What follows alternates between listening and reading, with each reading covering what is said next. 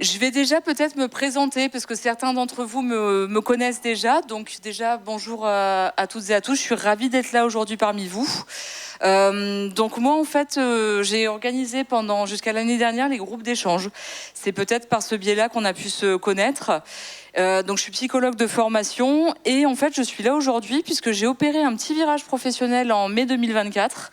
Puisque je suis actuellement en fait conseillère à l'emploi dans une agence France Travail de Marseille, dans les quartiers nord.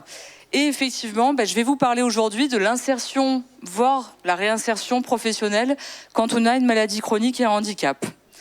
On a parlé de pédiatrie ce matin. C'est vrai que la question de qu'est-ce que je veux faire de ma vie, qu'est-ce que je vais faire au niveau professionnel, elle se pose quand même assez tôt. Et quand on est confronté à une maladie chronique ou un handicap, en fait, elle va pouvoir se retrouver aussi, se reposer tout au long en fait, de la vie, ou en tout cas du parcours de vie. Allez, un petit rappel, ceux qui étaient là il y a 2 ans, vous voyez que mon côté un peu feignasse, j'ai repris la même diapo que j'avais mise dans ma présentation. J'ai rien changé en plus, pas une ligne, pas un point. Le terme maladie chronique désigne donc toute maladie de longue durée, évolutive, un retentissement sur la vie quotidienne. Elle peut générer des incapacités et elle provient d'une combinaison de différents facteurs. Tout le monde, on connaît tous différents exemples de maladies chroniques, donc les maladies cardiovasculaires, les maladies psychiatriques, neurologiques, les maladies respiratoires. Et ceux qui me connaissent savent que c'est un petit peu mon dada quand même, la douleur chronique, qui est une maladie à part entière, j'insiste. On va attaquer un peu plus le vif du sujet, justement. Alors, je vais vous donner quand même beaucoup d'informations. L'objectif, c'est pas tout retenir. Non, je ne fais pas de quiz à la fin.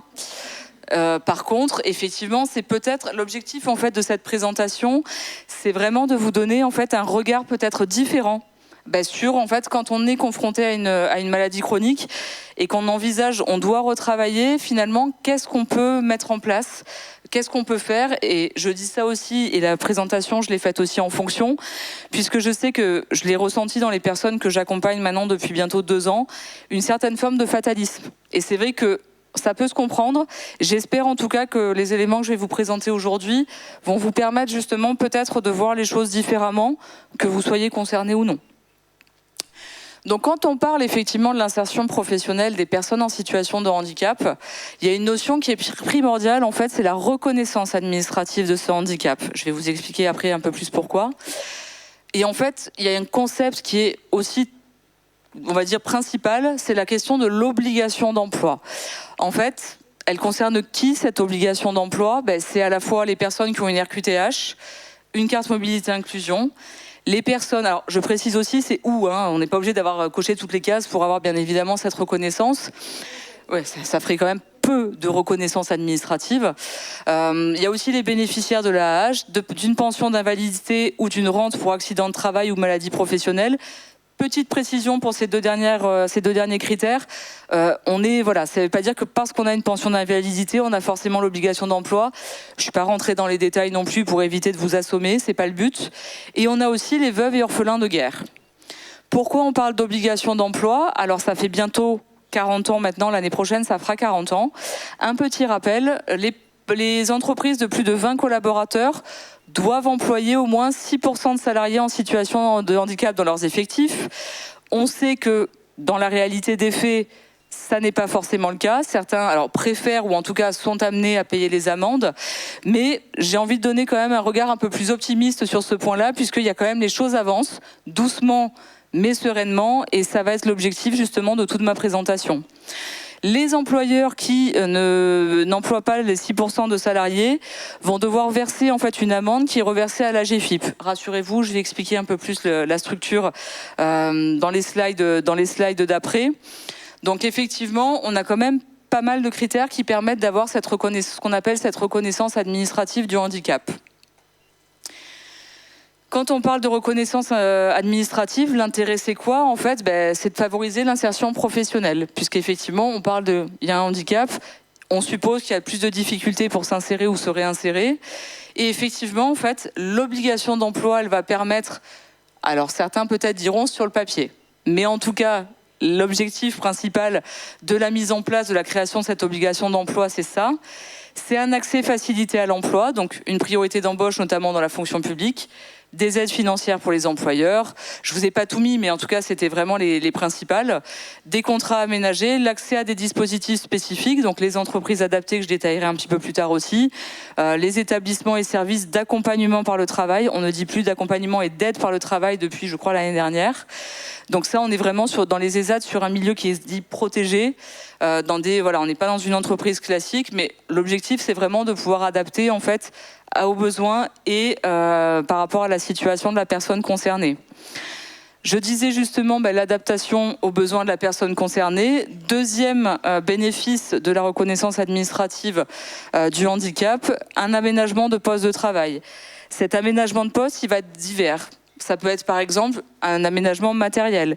On a, nous par exemple, au sein de l'agence, des gens qui ont des fauteuils adaptés, qui ont des grosses problématiques de dos et qui effectivement en fait ne vont pas pouvoir s'asseoir dans les fauteuils que les autres conseillers ont classiquement. C'est un fauteuil qui est vraiment adapté et en accord avec la médecine du travail. Donc c'est pas juste on va y mettre un petit coussin et puis voilà, la personne sera contente. Il y a des horaires aussi aménagés, l'accessibilité. Je ne l'ai pas précisé, il y a aussi des formes de mentorat sur les entreprises où, par exemple, on a une personne qui est en situation de handicap qui est embauchée. Son handicap, en fait qu'elle ne peut pas travailler au même rythme que les autres salariés. Il y a une personne de l'entreprise qui va permettre justement de l'aider dans ses missions pour que justement, en fait, personne ne soit pénalisé. Ça permet aussi de bénéficier d'un accompagnement personnalisé, un suivi individualisé, notamment en tant que demandeur d'emploi, j'en parlerai aussi un peu plus tard, des formations adaptées, puisqu'on sait très bien que la situation de handicap fait que on ne peut pas forcément faire en fait une formation comme dans le droit, ce qu'on appelle le droit commun, comme le tout venant. Donc il y a effectivement des dispositifs qui ont été créés, qui sont mis en place pour des formations qui vont être sur un temps plus long. Par exemple, une formation dans le droit commun, elle est sur 9 mois.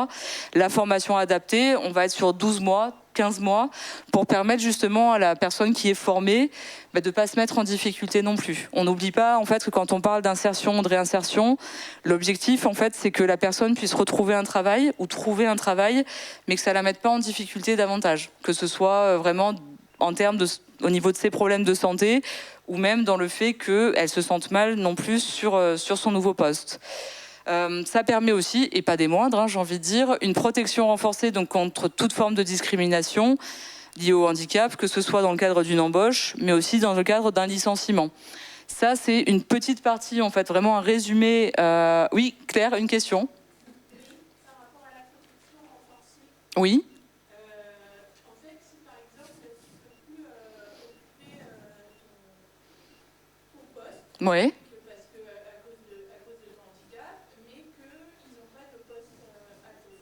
Oui. Ils ne peuvent pas te reclasser. On est d'accord que en vrai, tu n'es pas plus finalement.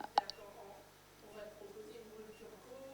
Alors ça, en fait, rupture co ou licenciement pour inaptitude, on va dire, c'est les dispositifs légaux. Moi, je parle, en fait, quand je dis une procédure de licenciement, c'est oulala, lui, quand là, d'un coup, il est en situation de handicap, il commence à nous casser un peu les pieds, à devenir c'est trop compliqué. On veut essayer de le foutre dehors. Je parle un peu de manière crue, mais c'est dans ce sens-là, moi, que je le mettais. C'est pas effectivement, il y a un cadre effectivement légal dans le code du travail qui fait que on n'est pas en capacité de reclasser le salarié. Généralement, c'est rupture conventionnelle ou licenciement. Mais là, l'entreprise, si tu veux, n'est pas en faute. Quand on parle justement de licenciement, c'est qu'on veut licencier le salarié sur seul critère, en fait, qu'il est en situation de handicap et en gros qu'on n'a pas envie de se casser les pieds. Tu vois, c'est plus effectivement dans ce sens-là. Oui. Mais généralement, dans ce cas-là, ils ne font pas en sorte que ça se voit, que ce soit le salarié. Alors, après, effectivement, ils ne font pas en sorte que ça se voit. Après, quand on licencie quelqu'un, il faut motiver. Alors, je suis pas spécialiste en droit du travail, mais premier niveau, comme on dit par chez moi. Quand on licencie quelqu'un, il faut un motif. Alors, effectivement, c'est pour ça que je dis, ça peut être aussi sur le papier ou dans un monde peut-être idéal. Et effectivement, certains arrivent à contourner ce phénomène, cette chose-là. Mais un licenciement, de toute façon, sachant qu'il faut il faut un motif valable, c'est là où effectivement il y a des organes internes, je pense notamment au prud'homme ou au syndicat ou peu importe, qui peuvent permettre justement de passer devant un tribunal administratif ou autre et de dire effectivement en fait moi je conteste mon licenciement parce que pour moi en fait on m'a licencié parce que je suis en situation de handicap qui est arrivé en cours de poste par exemple. Donc c'est vrai que c'est un peu, vous savez, comme les licenciements pour harcèlement moral, on sait que ça peut être très difficile. En tout cas, il faut garder en tête que si on a une reconnaissance administrative du handicap, on est quand même davantage protégé. On n'est pas, on va dire, on n'est pas à l'abri d'eux, mais par contre, si jamais effectivement ça arrive, on est quand même, on va dire, plus protégé qu'un salarié lambda. Oui, dans le cadre de PSE, par exemple, quand il y a des critères de choix des patients, des salariés qui doivent être licenciés, le fait d'être porteur d'un handicap, ça vous donne des points. C'est comme le fait d'être parent isolé, ça vous donne des points. C'est une des choses qui se négocie et on n'a pas le droit justement pour pas qu'on licencie en premier les patients handicapés. Donc c'est vrai que, voilà, encore une fois, il faut vraiment bien garder en tête et c'est intéressant justement aussi comme remarque, les remarques que vous avez faites, puisque on est vraiment, là je reste très factuel. J'ai conscience et je le vois au quotidien que dans les faits, sur le terrain, les choses ne se passent pas forcément comme ça. Par contre, là, ce que je vous présenter aujourd'hui, c'est en tout cas elle devrait se passer comme ça, en fait, en gros. Après, c'est vrai que voilà, il y a toujours aussi des travers. Bon, bien évidemment, alors je l'ai pas précisé, je suis pas représentante de mon institution aujourd'hui, mais effectivement, c'est plus par les connaissances que j'ai pu acquérir en tant que conseillère que je souhaitais vous transmettre aujourd'hui. C'est vrai que voilà, je vais pas faire le procès non plus des entreprises, c'est pas le but, mais en tout cas, voilà. Factuellement, cette reconnaissance administrative du handicap, voilà ce qu'elle va permettre d'apporter. Elle va permettre plus ou moins de sécuriser le salarié ou le demandeur d'emploi aussi, on va le voir par la suite. Quand on parle de l'insertion justement ou de la réinsertion, bien évidemment la personne qui est confrontée n'est pas toute seule par rapport à ce travail-là. On a plusieurs acteurs, ils sont même assez relativement nombreux. Et en fait l'objectif, mais ça va être un peu ce que je vais vous dire là maintenant, le fil rouge en fait de tout le parcours de toute personne qui veut se réinsérer ou s'insérer, en fait, c'est mobiliser, que ce soit les acteurs, les dispositifs, peu importe, qui vont vraiment être adaptés aux besoins de la personne. Pourquoi c'est important et pourquoi j'ai précisé aussi, et en fonction de sa situation actuelle, on sait très bien qu'en fonction de la maladie chronique, qu'en fonction du handicap, en fait, les choses peuvent être amenées à bouger. Et donc, effectivement, en fait, on a la possibilité aussi, au fur et à mesure de l'évolution, de l'état de santé, des améliorations aussi, de pouvoir justement réadapter aussi et de réenvisager le parcours professionnel différemment. Je dirais même le parcours professionnel et même le projet professionnel. Pour les personnes en situation d'emploi, je vais y passer rapidement, c'est pas forcément mon domaine, mais j'avais eu l'occasion d'assister à un webinaire qui était très intéressant justement sur plus l'approche salariée quand on est en situation de handicap. Deux services principaux en fait qui peuvent être mobilisés, donc les services de prévention et de santé au travail, donc la fameuse médecine du travail, mais aussi le dispositif de prévention de la désinsertion professionnelle. Pour vous expliquer rapidement en quoi ça consiste, ce dispositif-là, c'est pour permettre en fait à la personne salariée de garder son emploi et de se maintenir dans son emploi le plus longtemps possible et d'éviter par exemple les arrêts maladie de longue durée. Ah, c'est peut-être pas qu'une question financière, mais c'est aussi pour permettre un retour au travail dans de bonnes conditions en fait pour le salarié. Et éviter des prolongations d'arrêt, alors qu'en fait, si on aménage le poste, la personne, elle est tout à fait en capacité de pouvoir reprendre son poste. Pour les personnes en recherche d'emploi, on a, on va dire, plusieurs structures spécifiques. La mission locale pour les demandeurs d'emploi de moins de 26 ans, donc de 16 à 26 ans plus précisément. France Travail, Cap Emploi, je donnerai un peu plus de détails, rassurez-vous, sur ces différents acteurs. Et on a aussi certains dispositifs spécifiques, je pense notamment aux bénéficiaires du RSA, qu'on sait souvent plus éloignés en fait, du marché de l'emploi. Et on a même, je citerai un exemple, en fait, une structure sur Marseille qui intervient justement pour les demandeurs d'emploi qui sont bénéficiaires du RSA et qui ont des problèmes de santé. Où là, on sait très bien que le retour à l'emploi immédiat, il n'est pas envisageable. Par contre, rien n'empêche, parce que le retour à l'emploi n'est pas envisageable dans l'immédiat, de réfléchir à un projet professionnel. puisqu'effectivement aussi pouvoir raccrocher, pouvoir permettre aussi à la personne, et je pense notamment en tant que conseillère à la personne que j'accompagne, de se reprojeter, même si c'est lointain, c'est pas grave. Ça n'empêche pas que c'est pas parce que vous êtes en situation de handicap que vous ne pourrez plus jamais travailler de votre vie, si vous le souhaitez, si vous êtes en capacité de le faire. 2 acteurs incontournables, bon, je pense que tout le monde connaît le premier, la MDPH, mais aussi la GFIP, donc, que j'évoquais il y a quelques instants, donc, qui est l'association pour la gestion des fonds pour l'insertion professionnelle des personnes handicapées, qu'on connaît aussi sous l'acronyme de FIP-HFP pour la fonction publique, parce que la fonction publique a souvent des dispositifs un peu particuliers. Donc effectivement, encore une fois, gardons en tête que la personne qui est confrontée à un projet, à une démarche de retour à l'emploi, n'est pas seule non plus par rapport à ce projet-là. Et pour faire des petits zooms structures, alors j'ai pas détaillé toutes les structures non plus, sinon je vous garde jusqu'à 18h. La MDPH, donc comme son nom l'indique, chaque département possède sa propre MDPH. Les missions principales, accueillir, informer, accompagner, conseiller et aider à la formulation du projet de vie. On sait que le projet de vie, c'est pas la partie d'un dossier MDPH qui est la plus simple à faire, mais effectivement, en tout cas, la MDPH est là justement pour aider à la fois la personne en situation de handicap, mais son entourage, à remplir cette partie-là. Je sais que Mado, tu diras si je me trompe, on a toujours le document justement pour aider aussi au projet de vie, si je dis pas de bêtises.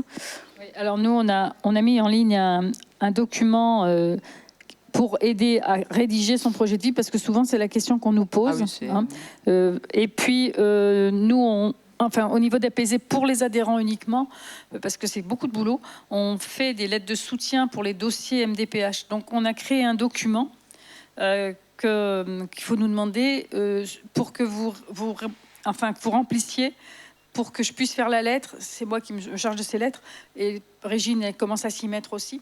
Je crois que Sylvia aussi, hein, on s'est concerté pour faire un document, et comme ça, ça nous fait faire des copier-coller en fait sur votre nom et tout ça. On n'a pas à tout refaire à la main, et donc là, on fait une lettre de soutien pour les MDPH. C'est jamais gagné la MDPH, hein. C'est jamais gagné. Hein.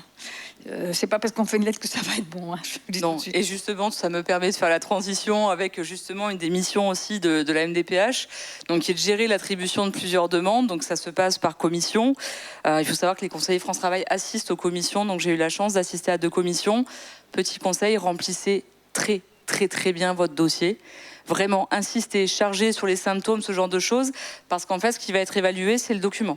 C'est vraiment, on va dire que c'est, voilà, ils vont pas forcément avoir le temps de trop réfléchir. C'est, on a le dossier, quels éléments on a le dossier dans le dossier médical et dans le dossier administratif, et ils vont se baser là-dessus. Alors les commissions se font pluridisciplinaires, hein, donc il y a des psychologues du travail, il y a des conseillers France Travail, des représentants de structures, mais c'est, voilà. Mado, tu voulais peut-être... Oui, il y a un autre document qui a été produit par le CNSA, la Commission nationale santé. Voilà, je ne sais plus ce que ça veut dire. Et là, on l'a aussi, nous, sur notre site. C'est un document qui a été fait avec les associations de maladies rares.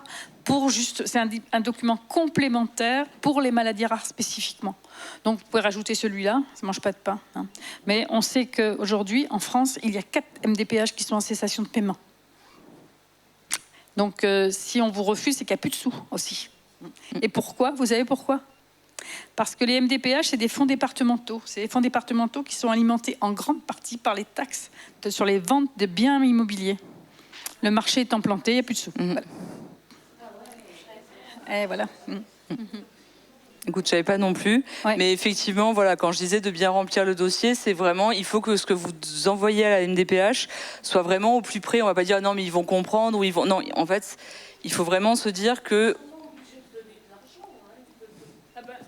Il donne des RQTH, ça, il les donne. La RQTH, c'est gratuit.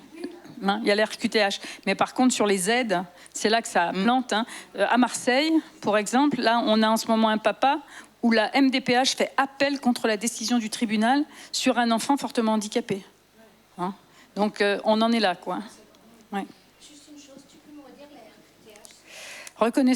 Reconnaissance en qualité de travailleur handicapé, en fait. Ça veut dire que c'est le document qui atteste, en fait, que la personne est en capacité de travailler, mais qu'effectivement, elle est en situation de handicap et qui va permettre d'avoir certains aménagements, notamment. Et c'est vrai que la MDPH, donc on en parlait il y a 2 minutes, hein, ça permet aussi d'avoir tout ce qui est allocation adulte handicapé et l'allocation pour l'éducation de l'enfant handicapé, donc qui est l'équivalent pour les enfants. Et je parlais de formation adaptée tout à l'heure. Elle permet aussi l'orientation en fait vers deux types d'établissements un peu particulier. Donc l'orientation se fait uniquement par le biais d'un dossier MDPH. On ne peut pas y rentrer comme ça. Donc c'est l'établissement et services de préorientation, qu'on appelle aussi ESPO, et l'établissement et services de réhabilitation professionnelle.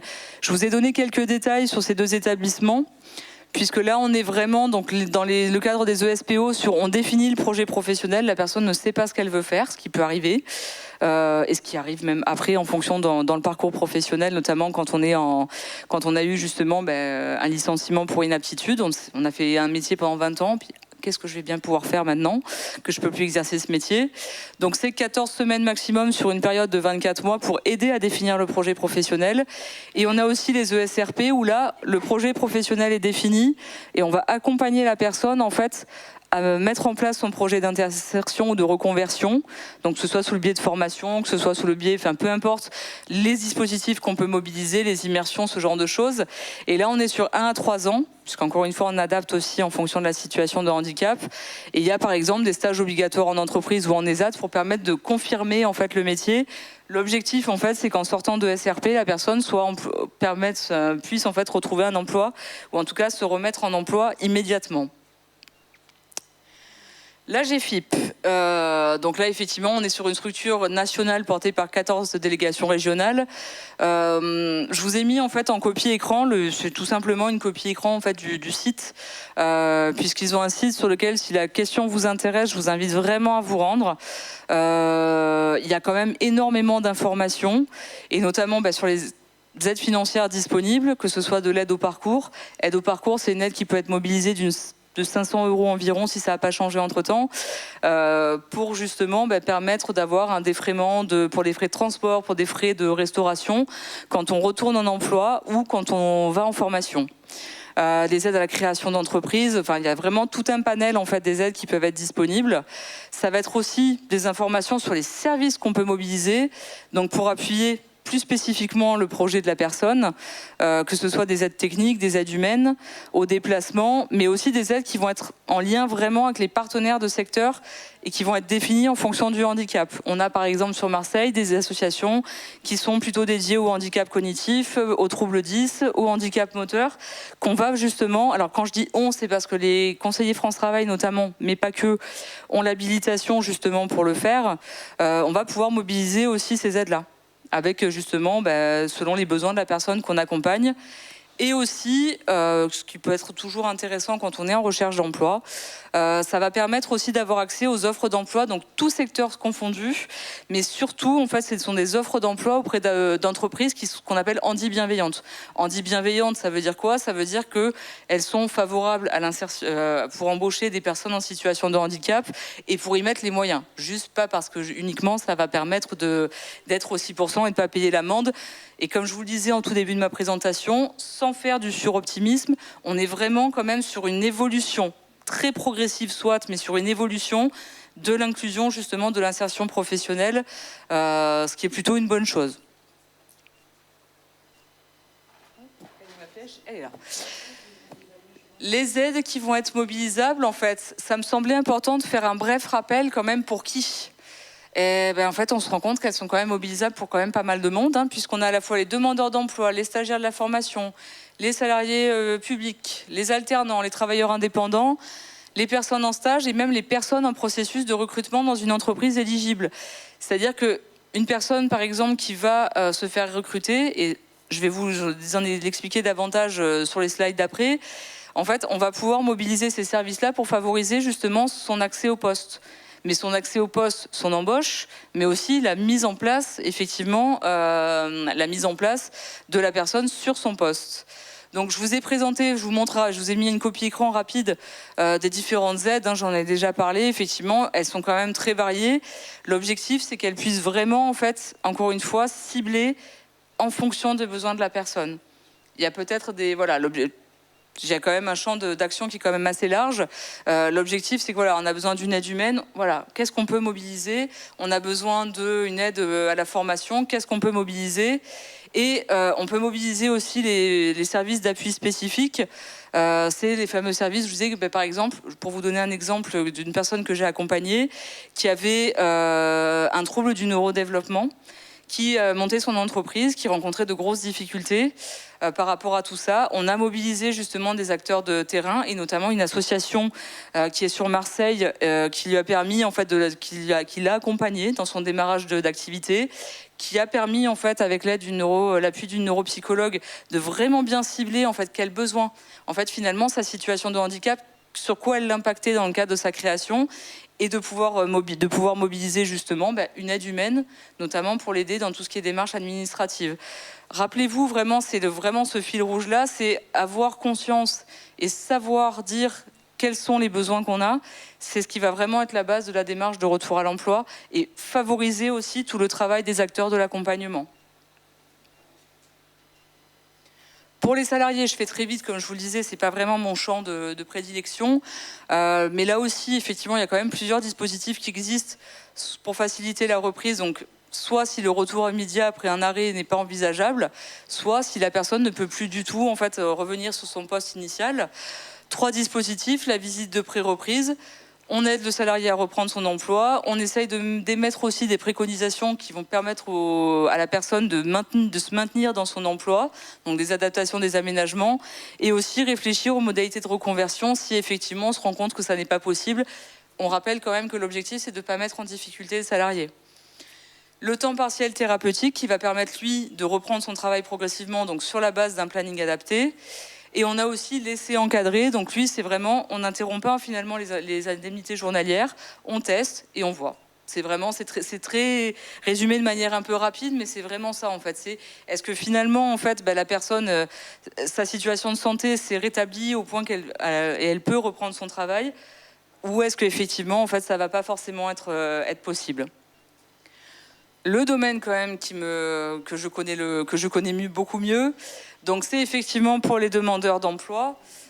Pour vous les présenter quand même rapidement, donc on a plusieurs structures d'accompagnement qui vont coexister, même j'ai envie de dire, pour intervenir auprès des demandeurs d'emploi. Donc c'est ce qu'on appelle le réseau pour l'emploi depuis l'année dernière.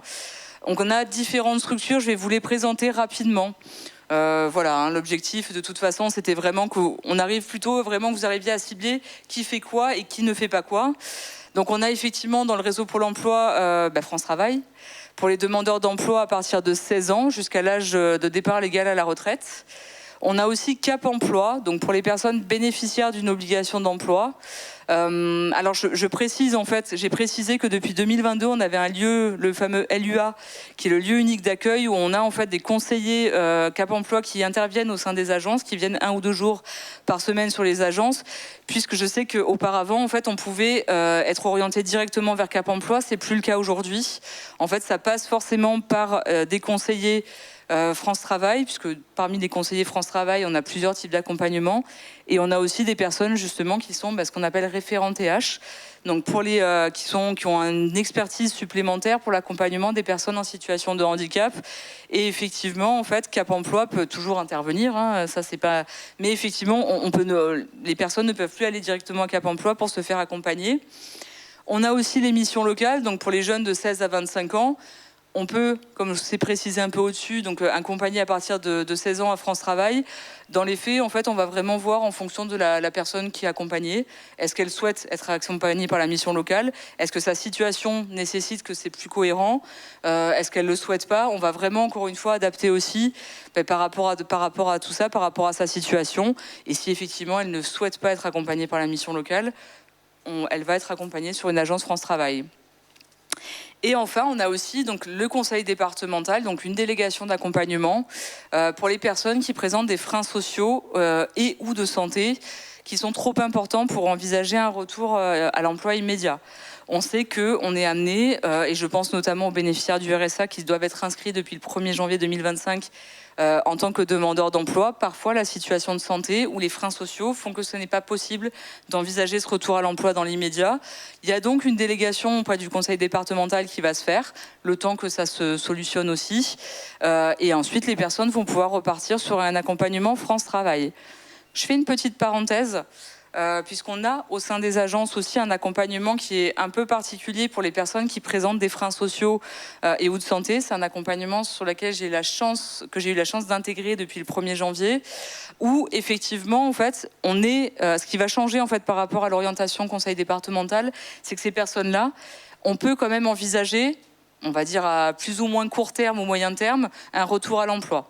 Ça veut dire qu'on va mobiliser un travailleur social qui va aider la personne à essayer de résoudre les freins sociaux qu'elle rencontre. Et on va aussi mobiliser le conseiller, donc soit le conseiller France Travail, pour l'aider encore une fois à réfléchir à un projet professionnel. On n'est pas systématiquement dans un retour immédiat à l'emploi. Quand on parle de France Travail, c'est vrai qu'on a aussi tout un travail de projet professionnel qui peut être fait.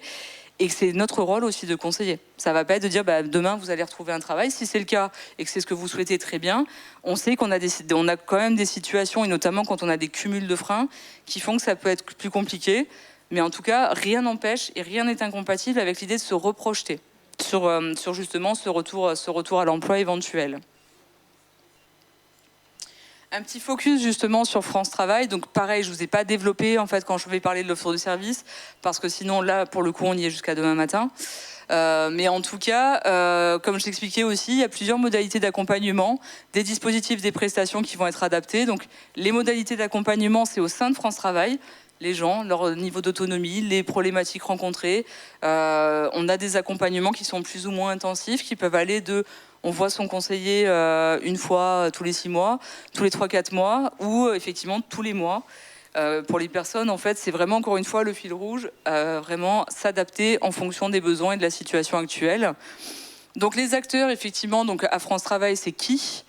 Forcément, le conseiller France Travail, donc j'ai précisé référent TH, puisqu'on parle ici, souvent les personnes qui ont une reconnaissance administrative sont suivies en fait par l'équipe de référent TH. On a aussi les collègues de Cap Emploi. On a aussi, et on a peut-être tendance des fois à l'oublier, l'appui des psychologues du travail de France Travail. Chaque agence possède 1 voire 2 psychologues en fait au sein des agences. Alors c'est des psychologues du travail, on n'est pas sur du soutien thérapeutique, mais par contre l'intérêt en fait de les mobiliser, c'est quoi ? Je pense notamment aux personnes qui ont vécu une inaptitude, un licenciement pour inaptitude, qui n'est pas une étape très joyeuse et pas toujours la plus facile à gérer et à surmonter. Ils peuvent justement recevoir en individuel, justement pour échanger par rapport à ce que la personne ressent, travailler avec elle ses intérêts professionnels. Il y a aussi des ateliers qui sont mis en place, je pense notamment pour les ateliers de souffrance au travail, pour les personnes qui ont connu un burn-out ou effectivement, on va dire, du harcèlement au travail. Parce que même si on n'est pas sur de soutien thérapeutique, on est toujours dans l'objectif avec en fil rouge le travail, le retour au travail. Mais voilà, ça permet quand même de mobiliser aussi quelqu'un qui est formé justement aussi sur la santé mentale et ce que peut impliquer ces différentes situations. On va pouvoir mobiliser aussi des partenaires adaptés aux projets professionnels. Et là, je pense notamment à cette dame dont je vous parlais aussi, qui, on a mobilisé pour les personnes en situation de handicap, une structure qui est spécialisée dans la création d'entreprises, qui a permis de bénéficier aussi ensuite d'un autre accompagnement, parce qu'il y a eu sur la mise en place de la création et ensuite sur le développement de l'entreprise, qui sont vraiment 2 choses totalement différentes. Pour justement en fait favoriser encore une fois, essayer de dire il y a des difficultés qui ont été identifiées et ça c'est vraiment le point fondamental. Et finalement en fait qui est-ce qu'on va pouvoir mobiliser, qu'est-ce qu'on va pouvoir mobiliser pour que justement en fait la personne puisse mener à bien son projet. On va pouvoir aussi mobiliser l'offre de services donc de droit commun à France Travail, que ce soit dans la recherche, vraiment, la mise en place d'une formation, le travail de sécurisation de projet. Pour les personnes qui ne savent pas du tout ce qu'elles veulent faire, ça peut arriver. On a un public notamment je pense notamment aux mamans qui ont élevé leurs enfants, qui ont élevé plusieurs enfants, qui n'ont jamais eu l'opportunité de travailler de manière salariée, parce que le travail de maman est une activité qui n'est pas salariée. et qui nécessitent beaucoup de temps, pas de vacances. Les mamans peut-être comprendront ce que je veux dire. Mais effectivement, on a des personnes donc forcément, elles arrivent et disent, moi j'ai besoin de travailler, mais je n'ai jamais rien fait. Et là, effectivement, on a des dispositifs, on a nous aussi conseillé la possibilité justement de réfléchir à, voilà, vous avez élevé des enfants, vous avez acquis des compétences. Vous avez fait du bénévolat, vous avez acquis des compétences qu'on va pouvoir mobiliser sur d'autres métiers. Vous savez pas quoi faire, on va vous faire des immersions, on va vous mobiliser justement des partenaires avec qui on travaille qui vont vous permettre justement de définir votre projet professionnel. Et enfin, on peut aussi mobiliser, donc plus spécifiquement aussi, donc les fameux dispositifs d'appui spécifiques. Je ne rentre pas dans les détails, je vous les ai présentés il y a quelques secondes.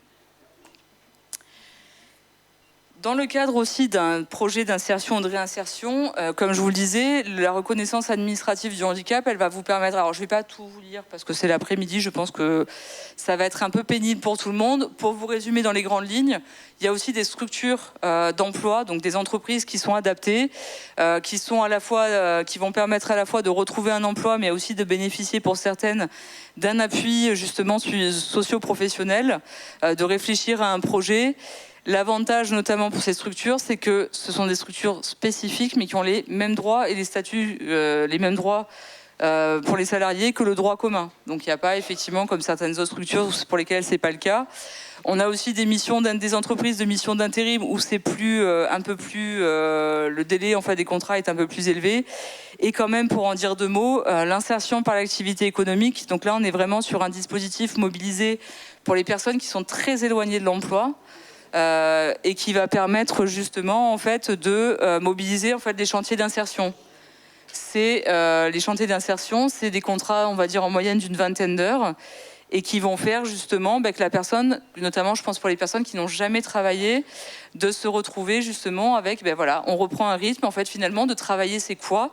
C'est effectivement acquérir un rythme, c'est aussi partager des moments avec ses collègues de travail, pouvoir échanger de manière informelle avec ses collègues de travail, c'est pouvoir mobiliser ce qu'on sait faire, gagner de l'argent, bien évidemment, on va pas se mentir non plus. Donc c'est vrai que ces chantiers d'insertion, c'est vraiment très important, parce qu'en fait, on n'a pas forcément connaissance de ce dispositif, et pour remettre un pied dans le monde du travail, c'est quelque chose pour lequel on a en plus de très bons retours, et pour lesquels ça permet aux gens aussi de reprendre confiance en eux et de se dire j'en suis capable en fait. Je m'en sentais pas capable et pourtant j'arrive très bien, on est content de moi et c'est assez valorisant et ça va permettre justement de développer après, pourquoi pas, la recherche de postes sur quelque chose, sur un secteur on va dire, ou en tout cas un dispositif plus classique. Très rapidement aussi, mais ça rejoint un peu ce que je vous ai dit au tout début de ma présentation. Donc, on est quand même sur un développement d'actions, que ce soit des recrutements, des événements, de développer ce genre de dispositif pour les personnes en situation de handicap, pour l'insertion professionnelle, leur insertion professionnelle. Je vous les ai mis quand même, j'en ai exposé quelques-uns, je vais vous les développer rapidement. Donc, Hello Handicap, qui je crois d'ailleurs, si je dis pas de bêtises, a lieu le mois prochain, au mois d'avril, qui est un forum de recrutement en ligne. Donc ça veut dire que pour les personnes qui ont des problèmes de mobilité, vous avez la possibilité de candidater en ligne. Handiwork, qui est une entreprise qui va permettre à la fois de mobiliser des temps de formation, de former les salariés, mais aussi justement de les remettre sur la voie de l'emploi.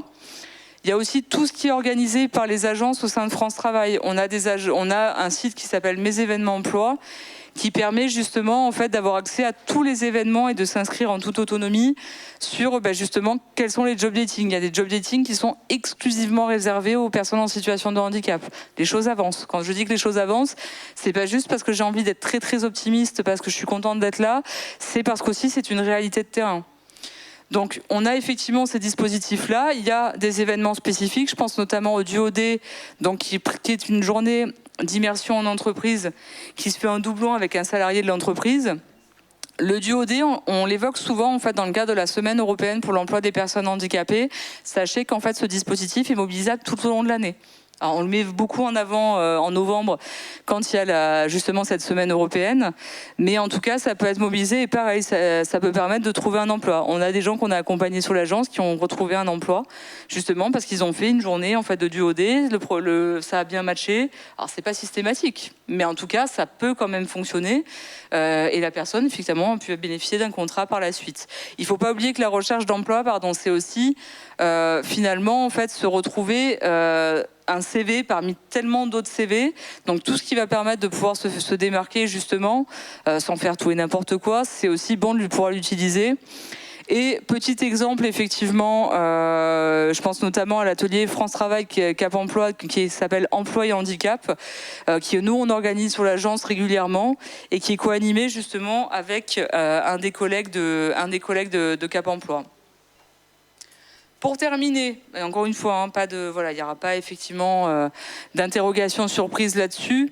C'est juste pour vous donner une idée en fait des outils qui existent, parce qu'on a l'impression, et nous c'est les retours qu'on peut nous faire au début des démarrages d'accompagnement, mais on ne sait pas en fait ce qui existe et on se rend compte qu'effectivement il y a énormément d'outils. Sur la première partie en fait de la slide, c'est les sites exclusifs France Travail.